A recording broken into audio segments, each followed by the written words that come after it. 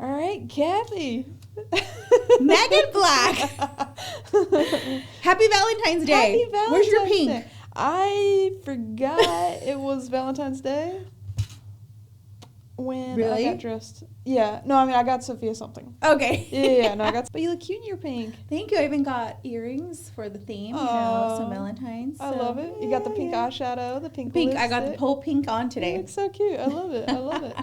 So, Yes. yeah, let's dive into it, talking about imposter syndrome. This one's going to be an interesting topic because I feel no matter what industry you're in, we can all relate. And it doesn't have to be career. It could be, friendships sometimes, being a parent for me, and just being in these rooms where you feel like you just simply don't belong. And so how do we change our mindset to recognize we do belong? Well, let's dive into what imposter syndrome actually is. Imposter syndrome is when you don't feel like you belong.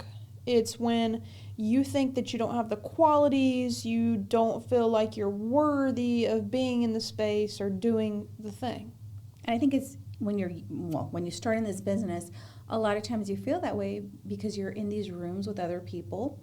Sometimes you're in trainings, and everybody there knows everybody. Mm-hmm.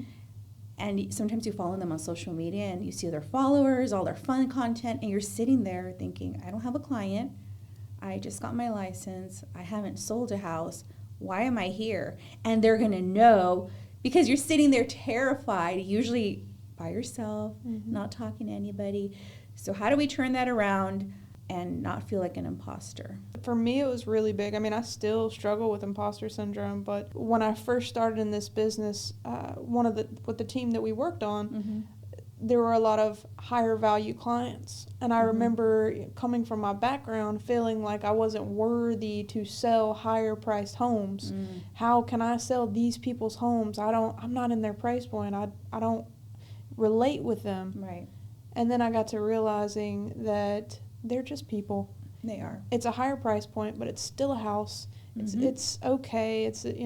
So I think that imposter syndrome is something that you definitely have to tackle. And I think that when you allow imposter syndrome to manifest and to increase, what you actually do is you separate yourself from people. You do. Because again, you feel like they're going to know. And one thing for me is when I walk into a room now, because you have to learn the hard way, I walk in there like, oh, I'm here to provide value, I'm here to learn. Yesterday I was at an event, and it's interesting because you can tell who's new to the business. They walk in there, they open the door slowly, shoulders down, head down, they don't want to make any noise. Yeah. And you could see that fear of, oh my gosh, all these people know each other. And so I went up to two of those newer agents, and I just introduced myself, and they said, oh, do you mind if I can sit with you? And I kept thinking, oh my gosh, that's exactly what we're going to talk about tomorrow. Yeah. And making themselves feel small, and I could tell they were both overwhelmed. They both kind of sat by me. And so I was turning around and kind of sharing like what it was we were learning Lofty. And in a moment there, I remember being in that room too, where you're like, oh my goodness, they're going to know I have never sold a home. They're going to know I just got my license. They're going to ask me how long I've been in the business. And I would sit there, I remember looking at people talk on stage most of the time, and you're thinking, oh, I can't wait to be there. Say, oh no, I just got my license 3 months ago.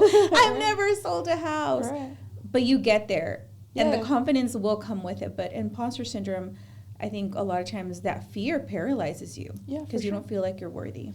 For me, I started gaining business, and I started feeling more imposter syndrome. I was like, oh crap, now I'm helping a bunch of people. Do I really know what I'm doing? And yeah, I did know what I was doing. I was okay. I was solid. You're fine. And I think one of the biggest takeaways I hope people get from today is if you're feeling imposter syndrome, it's probably because you're growing. Definitely. You're heading in the right direction. If you're feeling like an imposter, that's a good sign. It is a good sign. It's a good sign because you also recognize that you're evolving and growing. And we talked about this in this business. You have to network. And I think one of the times when you first start feeling that imposter syndrome is when you're amongst your peers. Yes. But again, if you didn't care, you wouldn't feel that way. Exactly. And so it's definitely a sign for growth. That I remember was a time when I would kind of sit back and watch people and say, okay, this is kind of where I want to be in the next year or two. What can I do to surround myself and place myself in these rooms and get in those rooms. Yes, get in those rooms. And you do it deserve scared. a seat at that table. Yeah, do it scared. If you're scared, if you don't feel like you belong in the room, be there anyway.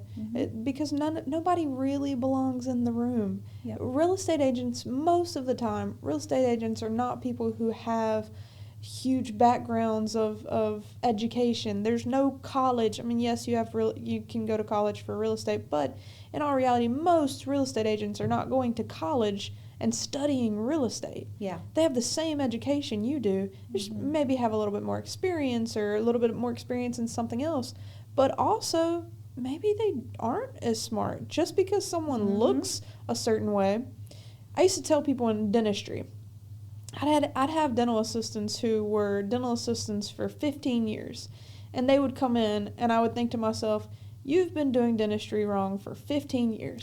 You know, and it's the same thing in real estate. Yeah. So even though somebody might have more years than you, it doesn't mean that they're exponentially better than you. It doesn't mean that you don't belong in the room. And we used to hear it all the time, especially when they know you're new. Again, you walk in, they're all shy.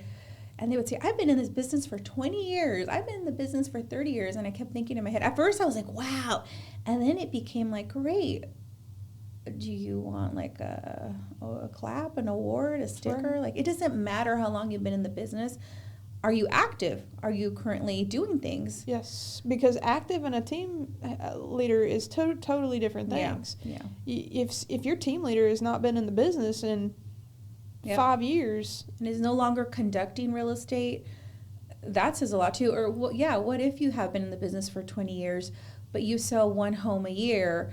Or do this as a hobby. I know a lot of agents who are kind of in that same situation. They're still working full-time and doing this part-time, I would call it, as a hobby. Great, you've been doing this for 20 years, but have you though? Right. And now, as I've set my skills and I've learned a lot of things, I'd be happy to go toe-to-toe with you.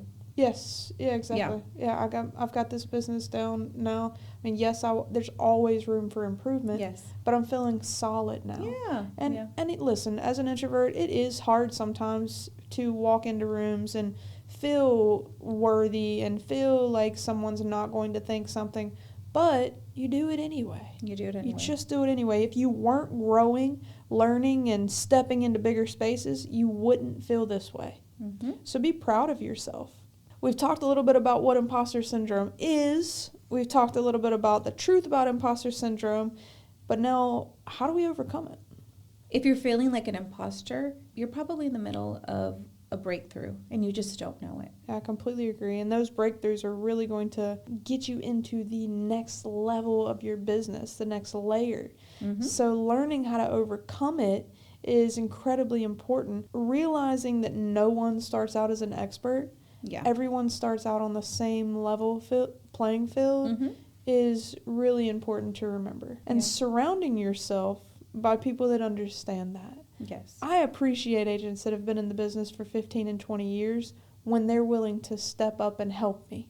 Yeah. When they're willing to step in and show other agents what they're doing. Exactly. Gaining knowledge, gaining that experience, and being around those people will help you stop having that imposter syndrome so much. You'll realize that they're just people too. They are. And I think when you see people that need that help, and you maybe know a little bit because you've been in the business for a little while, be kind. Yes. Like you said, we all started somewhere. We didn't have the experience. We didn't have the confidence. That comes with being an agent. But when you see somebody struggling, just be kind. I remember, again, going back to when you first become an agent, a lot of times if they didn't know you or whatever, they wouldn't even look your way. Yeah, it was kind of like, oh, I'm here with my top producer table and you guys are there. Right. And I remember we talked a little bit about this when I first became an agent. I would look on social media because you kind of want to start putting yourself out there, right? And so you start following different agents. And when I would meet them, I thought, what a disappointment, because they look so fun and approachable and, come talk to me and I'll share with you my resource. Yeah, for a flat fee of $50. Right. I'll give you my 10-step plan. Yeah, but here's my link to pay. And I always told myself, and I think in general, that's just not my character. I don't have anything to gain. Another thing, again, with my social work background, you just don't know what that person's going through. I know what it's like to be new, not have clients, not have closings, but yet there's this urgency by, usually if you're on a team, that you have to get this done, like in 90 days. Mm-hmm. And just be kind to people. Recognize that we're all in different levels. And when you do have experience, share that. Right. Share that. And when you're on day one, don't compare yourself to the person who's on year 10. Oh, yeah. You're right. You're not the same. You are somewhat of an imposter at the beginning, and that's okay. Yeah. It's okay to fake it till you make it, so to speak. Now, be careful. Don't fake it with people's money. You do want to have, you want to have a mentor. My very first transaction, I had my mentor literally go through everything. They helped me with the CMA. They helped me decide what due diligence to put down. That's a good mentor. Yeah, a good mentor. And you want to have somebody that will hold your hand through the first probably 2 or 3 transactions, to be honest. And even still to this day, if I'm doing a CMA, if I'm pricing a home, I will still reach out to you guys and say, hey, what do you think? What do you think? Because a CMA is just my opinion. Mm-hmm. It's just your opinion. Mm-hmm. And so having other people's opinions is helpful. Don't compare yourself to other people, and realize that it's okay to own where you are. Yeah, and people appreciate your journey. Another thing, as you're growing your business, and let's say you now start having clients, something that you want to work on is having not necessarily a presence, but people to know that you're starting to close homes and you have clients. So one thing that maybe is great is just having a folder of, or even like asking your clients for reviews. And whenever you have those days where you feel like, I don't think I'm doing good, look back on that and again, align yourself and surround yourself with people who are cheering you on, because that is going to help you too. Imposter syndrome, I don't think it ever really ends. No. Honestly. No, I still feel doesn't. it. I still feel it sometimes. Sometimes I'll be overwhelmed with emails and I'm like, oh my gosh, like I'm an imposter. I'm going to drop the ball. I'm going to mess up. I'm going to do something. Yeah. But I think the biggest key in overcoming imposter syndrome is having confidence in who you are as a person. Definitely. I might not be confident with my skill level, but I can be confident that if I don't know what I'm doing, I'm not going to lie to you. Yes. I'm going to find the answer out for you. I can be confident that I might not be the top agent producer, but I can guarantee that you're going to get my absolute best with every single transaction. And that, I'm not an imposter. Yep. Confidence is built by doing. The more you show up, the more you prove to yourself that you're not an imposter, you're just evolving. And that's part of this process. You are definitely going to evolve. You're not going to be that same agent that you were, day one, maybe a year later. It's amazing how growth happens, but you have to also be proactive when you're new. And we've talked about sometimes you feel like there's just so much going on and when do I get to work? But again, I think also we're going to talk a little bit about being on a team, being by ourselves, and what are the things that we can do to kind of avoid imposter syndrome. So you and I are both individual agents. So what would you say helps you when you maybe walk into a room where you don't know anybody, like you're by yourself? How do you avoid feeling like, do I belong here? Honestly, that's a really difficult question for me because I think that a lot of times, to be completely honest, I generally like to go into rooms with you because I know you do. Because I do feel safe like that. I know. Yeah. So, but when I walk into a room by myself, for instance, I'm on the Diversity, Equity, and Inclusion Committee for the RRAR, and when I first walked in, a lot of these people have been on this board for 3-4 years. There are people that have been realtors for 15, 20 years. And when I first sat down, my anxiety was, of course, like through the roof, going, oh my gosh, like, why did I sign up to be on a board? I've never been on a board. I don't know I don't even know what a board does. What is a board? Right. Why we call it a board? Doing this? Right. Yeah. And then I realized yesterday at the meeting, I talked quite a bit because I had something to say. I added value to that room, to that table. I caught an error we have a new system, and I literally caught a spelling error. Wouldn't have been caught had I not been there. These are minor things, but my whole point is, I think seeking out where you can add value. Mm-hmm. If there's someone that's sitting beside you, say, hey, how long have you been in the business? Mm-hmm. Because just like at that board, I realized that there were people that were on that board that they've only been brokers for a year. Okay. One girl just got her license 3 months ago. So she must be feeling like, what am I doing in this room? Right. Yeah. And I think me realizing that has been, pretty helpful. Just realizing that I do have some value that I can add. What about you? Because I feel like you're actually pretty good. This is one of your strong suits, I believe. You've really been pivotal in helping me realize that I deserve a seat at the table. Oh, I love that. Thank you. I honestly walk into every room, and I have to prep myself as I'm going there. But I always go in there and I say, I'm going to say hi to at least 5 people, introduce myself to 5 people. I am going to, and organically, right? You just don't want to be like, hey, hi, I'm Kathy. We've talked about this too. Like, how do you approach people? Like, hi, I'm Kathy Garcia, real estate realtor for the past 5 years, and I'm a kick-ass agent. No, because a lot of agents do that. Yes. And that's so off-putting. Yes. So I remember something that you said, and it's been sticking in my brain, because you said, I noticed this person says, hey, my name is my full name. And usually I would say, hey, I'm Kathy Garcia. So now I'm like, should I introduce myself just as Kathy? Oh my gosh. Though, I think that introducing yourself as your full name, because it's funny because I started introducing myself as my full name. Yes. And you're wondering, like, wait, should I? Yes. But I think when you introduce yourself as your full name, it kind of gives you some strength, if that makes any sense. Like, hey, my name's Meagan Black. Yeah. It makes me, I'm Meagan Black, and I deserve to be here. Yeah. So I go in there and 5 people. I need to say hi to 5 new people. And I, on purpose, put myself in places where I don't know people. And it also helps me just connect with others. When I walk in, I always come in thinking, okay, I'm here to learn, to get some value, and give value. And I just show up as myself. Even when I go out, I always show up as Kathy Garcia, who I see myself being in the next 5 years. How I dress, how I approach people. I have that mindset of my future self is showing up. So that's how I come across.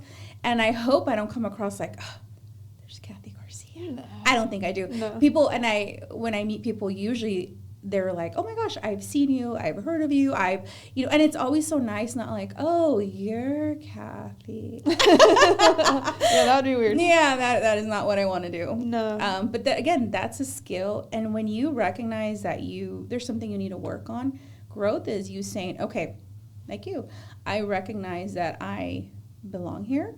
I recognize that I sometimes, need a little bit of support, but what am I going to do to kind of help myself, really? Yeah, especially in this industry. 100%, because this business is about networking. Yeah. And if I don't realize that one of my weaknesses is networking, it's always going to be a weakness. Yeah. And the more that I talk to people, the more that I put myself in these rooms, honestly, the less anxiety that I have, because it typically goes fine. It's fine. I've made so many friends just by entering rooms and talking to people that I was scared of. And listen, the truth of the matter is that most of those people are probably just as scared of you as well. The top producers, they're still nervous about talking to people too. Not all of them, but most people. Most of them do. Yeah, most people get nervous and get anxious when you're talking to people. So I think just realizing that, no, you're not different than anyone.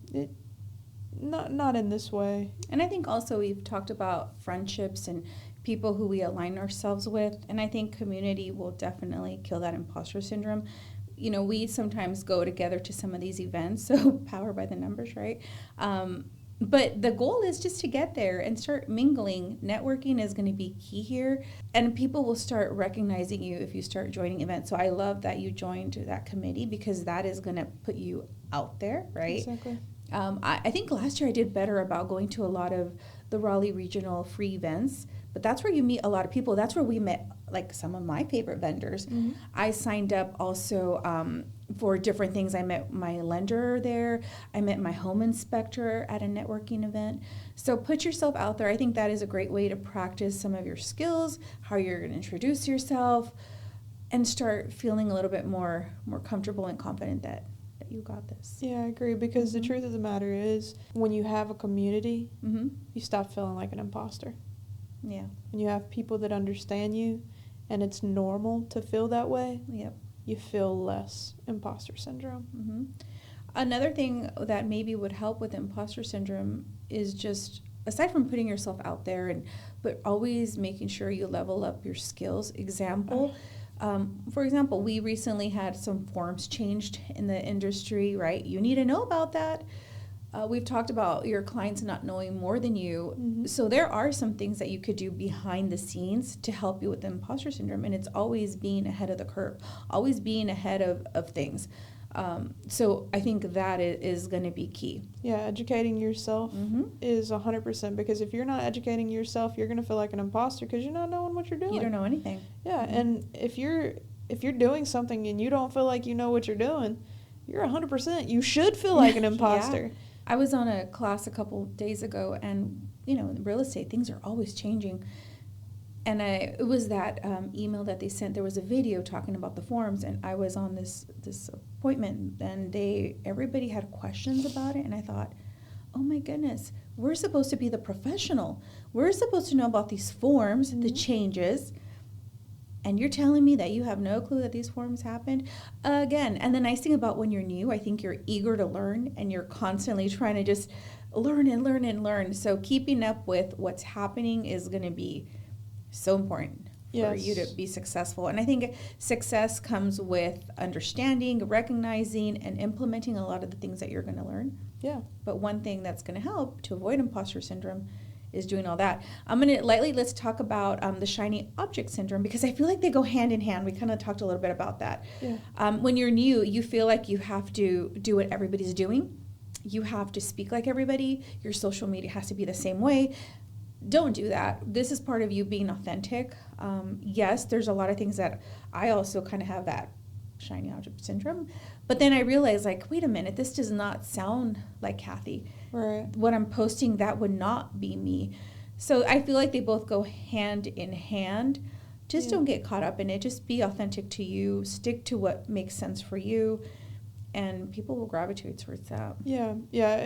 With shiny object syndrome, don't get caught trying to do a million things at once.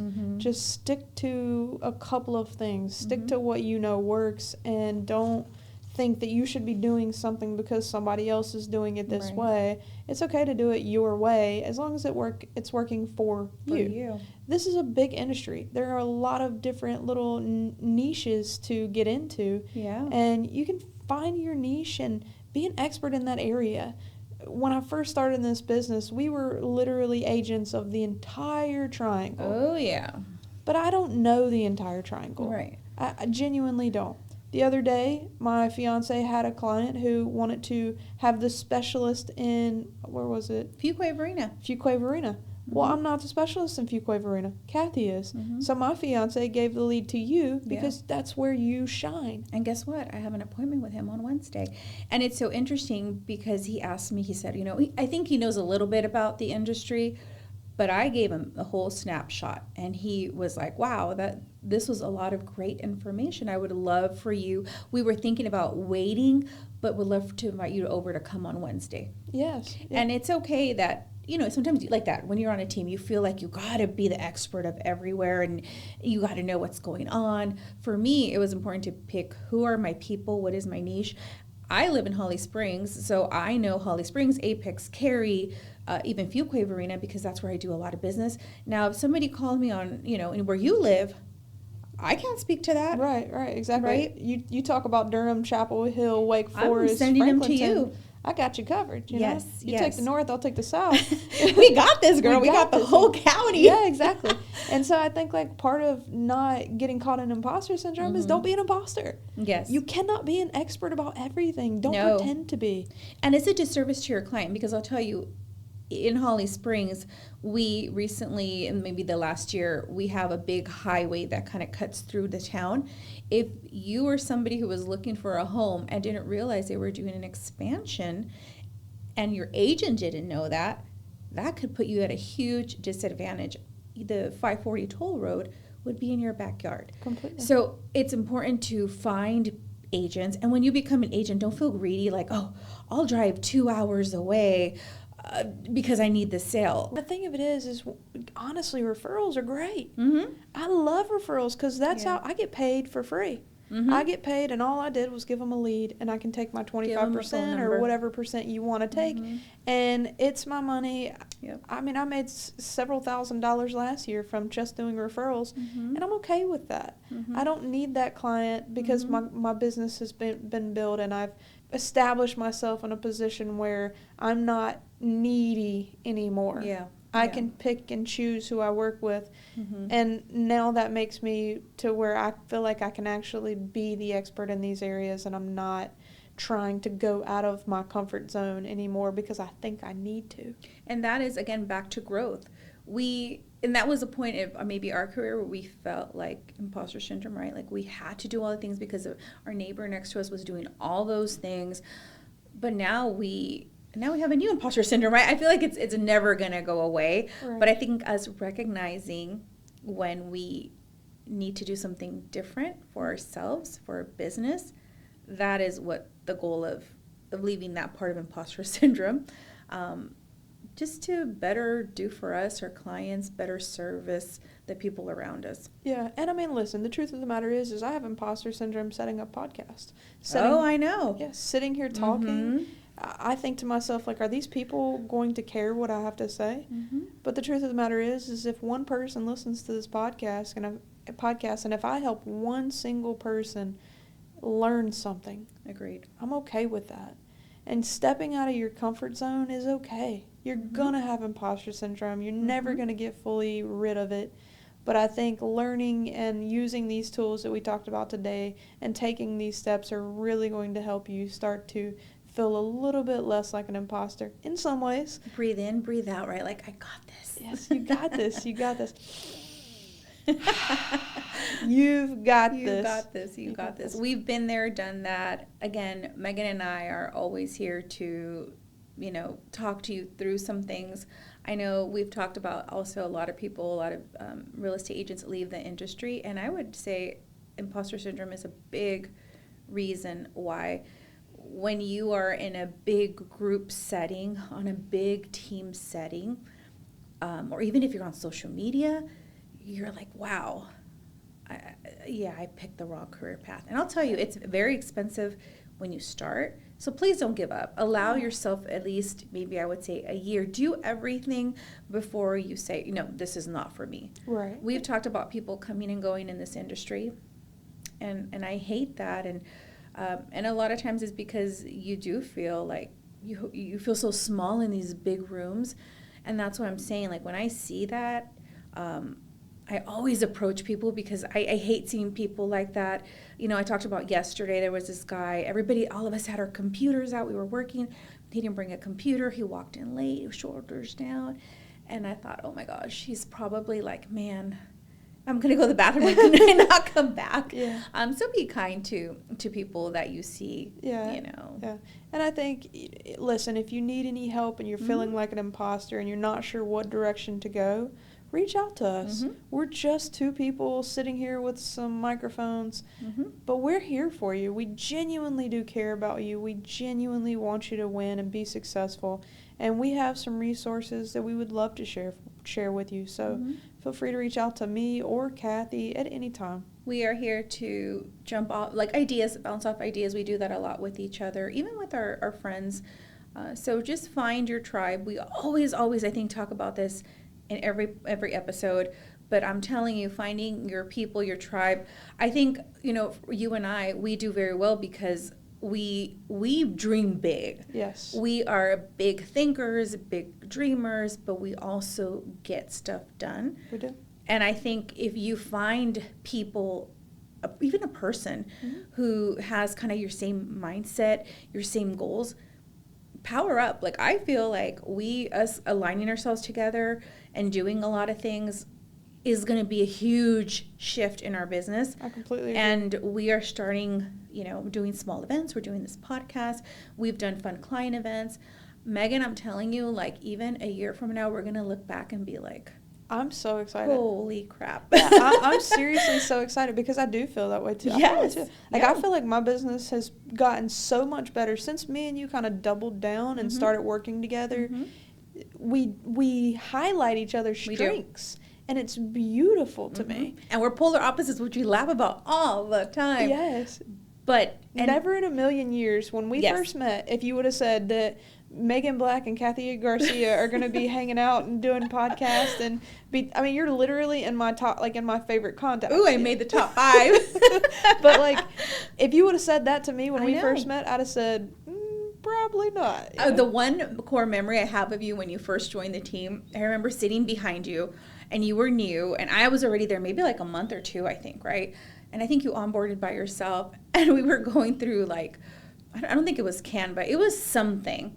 And you were like you were so lost. Yes. But what I saw in you, which I didn't see in a lot of people, is you were determined. Like, you were on that office, on those phones every single day, like a machine, Meagan. And I always said, she is different. Thank you. Like, this girl is built different. Yes. You were. And I loved that about you because, and then the other thing that I love about you is that you're like, I'm just going to do it and do it anyways. I don't give it, I'm just going to do the thing. Yeah. And I love that about you because I think many people are so scared about what others are going to think. And you're like, I'm just going to do it. And if you're going to sit here and watch, I'm going to give you a little show. Yeah. Well, I appreciate that. Yeah. So I always love that about you. Thank you. Thank you. You always do these things. I feel the same way about you in a different way. Like, I felt like you had your head down. Yeah. You were not really focused on what was going on out on the outside world. You were just like, I'm going to stay focused. I'm going to stay driven. I'm going to do exactly what I want. Even, like, I think about the fact that the team that we were on, they said they were luxury, but it didn't really feel that much luxury when you were actually in the systems. Perception is everything.